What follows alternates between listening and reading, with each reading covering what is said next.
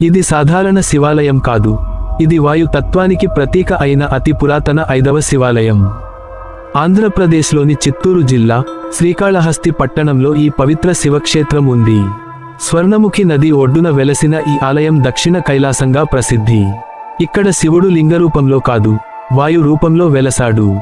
గర్భగుడిలో దీపం ఎప్పుడూ కదులుతూ ఉండటం వాయుశక్తికి సాక్ష్యం. ఈ ఆలయ చరిత్ర 5వ శతాబ్దానికి చెందినది. పల్లవులు, చోళులు, విజయనగర రాజులు ఈ ఆలయాన్ని అభివృద్ధి చేశారు. శ్రీకృష్ణదేవరాయల కాలంలో అద్భుతమైన మండపాలు నిర్మించబడ్డాయి. ఇది మహాభక్తుడు కన్నప్ప త్యాగంతో పావనమైన శివక్షేత్రం. తన కళ్ళనే శివుడికి అర్పించిన కన్నప్ప భక్తి చరిత్రలో నిలిచిపోయింది. రాహు, కేతు దోష నివారణకు ఈ ఆలయం ప్రపంచ ప్రసిద్ధి. ప్రతిరోజు వేలాది భక్తులు ప్రత్యేక పూజల కోసం ఇక్కడికి వస్తారు. మహాశివరాత్రి సమయంలో రాత్రంతా అభిషేకాలు, జపాలు జరుగుతాయి. వాయులింగ దర్శనం భక్తులకు అపూర్వమైన ఆధ్యాత్మిక అనుభూతిని ఇస్తుంది.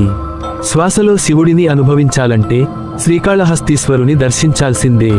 ఈ వీడియో మీకు నచ్చితే లైక్ చేసి, షేర్ చేసి మన ఛానల్ను సబ్స్క్రైబ్ చేసుకోండి. ఈ వీడియోపై మీ అభిప్రాయాన్ని కామెంట్ రూపంలో మాకు తెలియజేయండి.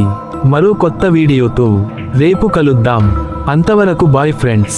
ఓం నమః శివాయ.